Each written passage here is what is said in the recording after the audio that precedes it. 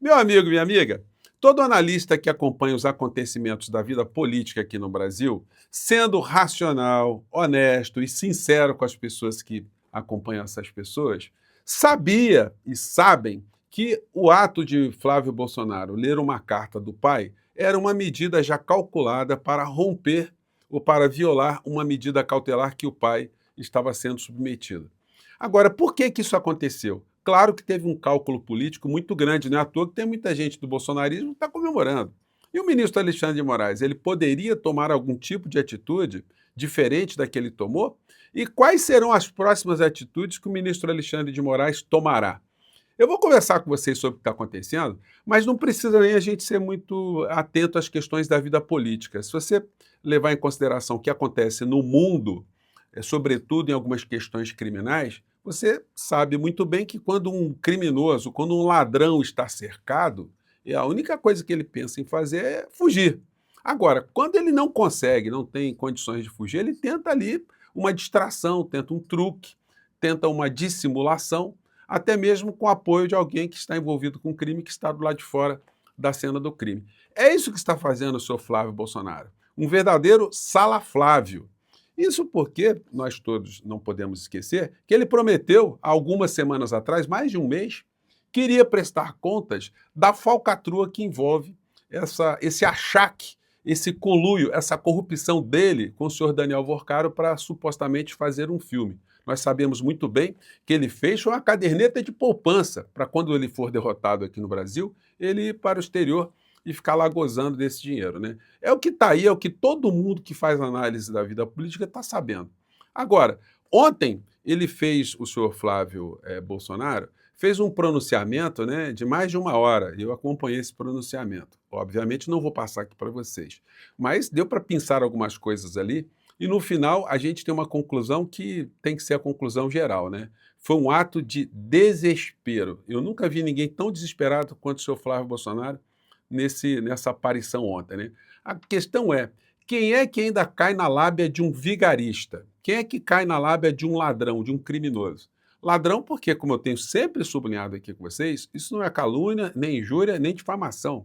São fatos levantados pelo Ministério Público do Estado do Rio de Janeiro, fatos esses que ele jamais conseguiu repelir, jamais conseguiu comprovar a sua inocência, né? Bom, vou conversar com vocês sobre o que está acontecendo, mas antes de mais nada é fundamental convidar você que chegou agora no nosso portal e ainda não é inscrito, para que, em primeiro lugar, você se inscreva aqui conosco e conheça também os nossos outros vídeos, para você conhecer a nossa linha aqui de análise dos fatos da vida brasileira. Se você gostar, sempre compartilhe, dê seu joinha, mande seu comentário. E no primeiro comentário aqui do nosso portal tem links muito importantes e principalmente um abaixo-assinado para você que quer ver mais gente combativa dentro do Congresso Nacional e uma forma também de você atuar mais efetivamente nessa caminhada de 2026, tá bom? Você que é muito bem-vindo e muito bem-vindo. Sempre no primeiro comentário, dê uma olhada lá, tá? Bom, gente, então a gente chega a capa aqui do site da Veja hoje. O grande cabo eleitoral que Alexandre de Moraes deu a Flávio Bolsonaro. A decisão do ministro do STF reforça o discurso de perseguição do bolsonarismo e devolve ao senador um dos principais ativos políticos da direita. Pois bem, essa era a intenção dele. Mas, gente, olha só, se o ministro Alexandre de Moraes não tomasse nenhum tipo de atitude, o que que isso diz? Que ele poderia todo dia ir lá visitar o Bolsonaro e o Bolsonaro todo dia fazer uma mensagem, escrever uma mensagem e publicar mensagem nas redes sociais, enfim, e ajudar a tumultuar o processo eleitoral, o processo político, e com mais uma continuidade dessa tentativa de destruição das nossas instituições que essa gente não para de realizar o tempo todo. Então a matéria vai vindo aqui. Senador Flávio Bolsonaro ganhou importante ativo político com a decisão do ministro do STF, Alexandre de Moraes, de proibir por 90 dias suas visitas ao ex-presidente Jair Bolsonaro. Esta é a avaliação do colunista Robson Bonin, feita no programa Veja em Foco, apresentado por Marcel Rahal. Segundo ele, embora a medida fosse previsível após a divulgação da carta escrita por Bolsonaro, ela fortalece a narrativa de perseguição que o bolsonarismo pretende explorar durante a campanha. Bom, gente, é totalmente previsível, mas não tem como. O juiz, ele não pode, quando ele vai decidir, ficar levando em consideração fatos exteriores ao fato.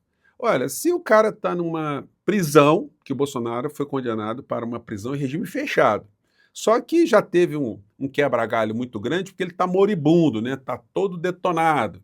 Então, como ele está muito dodói, então, por razões humanitárias, ele foi submetido a uma prisão domiciliar, mas ele está em regime fechado, com todas as restrições do regime fechado. Então, qualquer coisa que ele possa querer fazer, ele tem que pedir uma autorização judicial. Aí essas pessoas comparam no período que aconteceu com o Lula. O Lula recebeu visitas, o Lula deu uma entrevista ou duas. Tudo isso tinha uma autorização judicial. Não foi feito nada, o Lula não rompeu nenhum tipo de regra que estava estabelecida no tipo de prisão que tinha sido submetida a ele.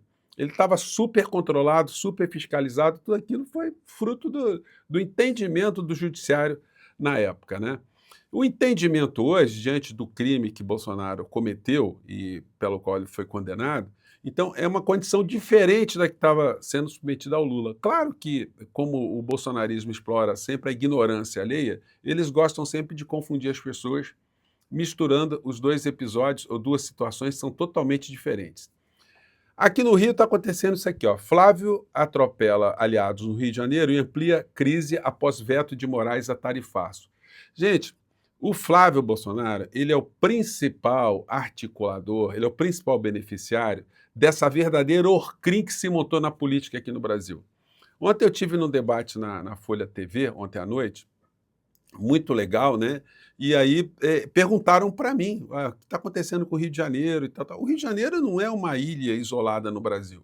O Rio de Janeiro tem problemas na vida política que existem também em outros lugares. Só que aqui, como é a base do bolsonarismo, evidentemente as falcatruas foram muito mais potencializadas porque essa gente do crime foi empoderada pelo bolsonarismo aqui no Brasil, que mistura inclusive essa vertente, né, de religiosos barra gangsters que ajudam a engrupir uma parcela do povo. A maior parte desses gangsters da vida religiosa são todos aqui do Rio de Janeiro.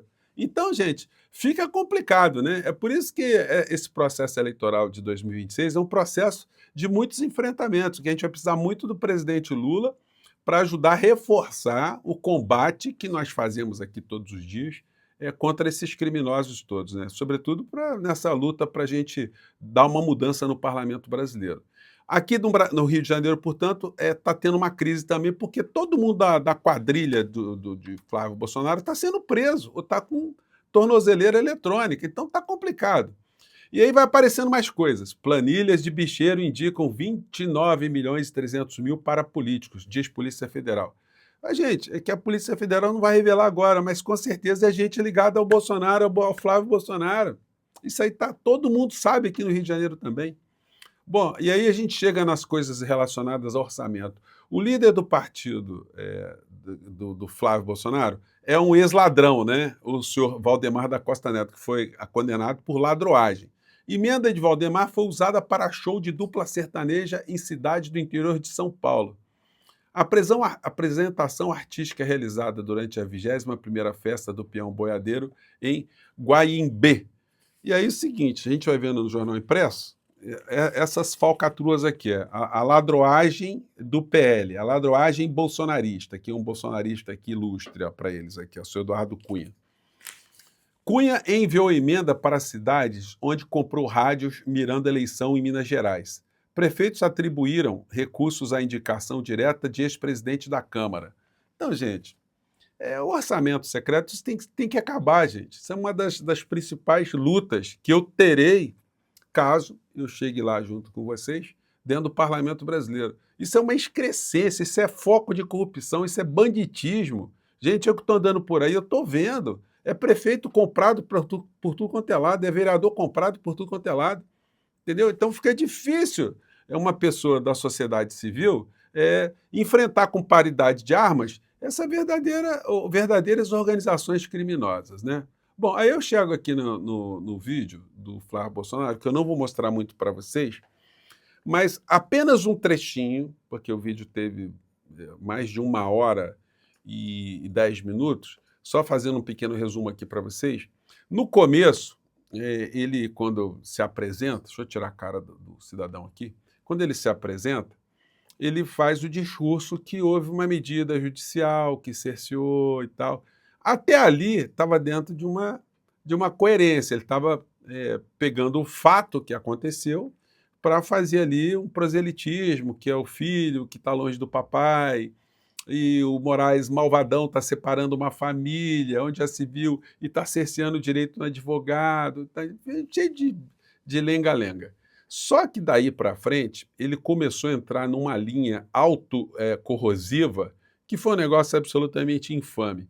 Bom, ele não tem carisma, ele notadamente fala sem menor credibilidade no que ele está falando, ele não acredita no que ele está falando, ele sabe que ele está falando vigarices, que ele está mentindo, ele está distorcendo, portanto ele fica menos convincente ao olhar de qualquer pessoa que não esteja ligada à política e que esteja observando apenas a linguagem corporal do criminoso. E lá pelas tantas, ele começou a apelar para as coisas mais grotescas na sociedade brasileira. Colocando todas as coisas mais aberrantes, todas as coisas mais complicadas, as coisas mais repugnantes, tudo isso na cola do Lula. Tudo passou a ser responsabilidade do Lula. Abuso de criança, até isso, cara, veio. Assalto, a caristia, o problema de tarifaço, emprego. As mazelas do planeta passaram a ser responsabilidade do Lula. E o cidadão é tão inescrupuloso, ele é tão infame, que ele faz alguns tipos de apelações que são asquerosas, são nojentas. Eu vou pegar aqui só um trechinho para vocês, por isso que eu deixei aqui para o final, né? Porque só para as pessoas que têm fibra, né? Que ainda conseguem acompanhar essas coisas aqui. Mas observem só, gente, o nível da baixaria, do mau caratismo e do banditismo do vigarista mor depois do pai. E você que é pai também, ou você que é mãe, né, que tem filha, o que você faria se você pegasse no flagra alguém abusando da sua filha?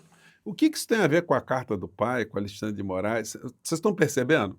Assim, usou o espaço, a audiência do momento, para fazer terror. Bota aqui no comentário, o que você faria?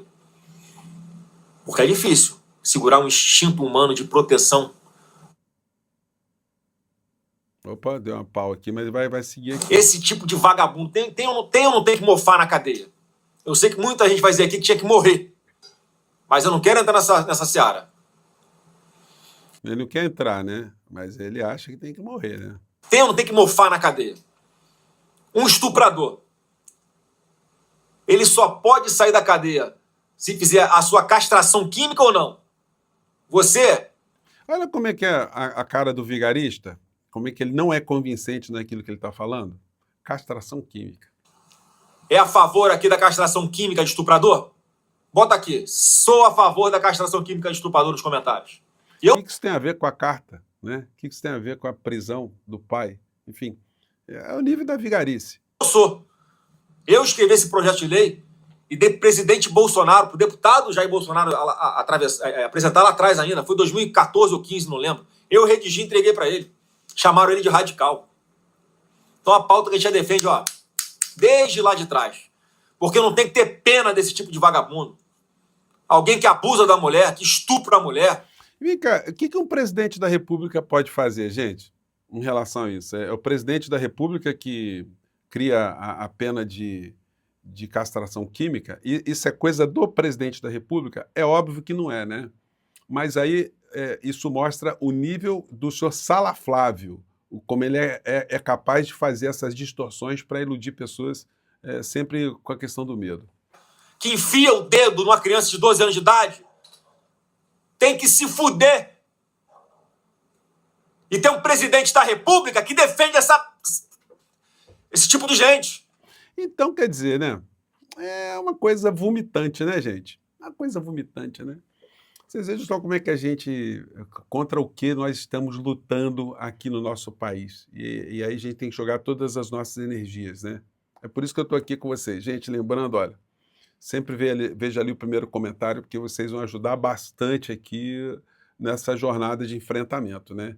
Aliás, todos vocês aqui, todos nós, já nos doamos quando a gente conversa com as pessoas, quando a gente gasta um tempinho ali tentando explicar uma coisa ali, outra colar, enfim.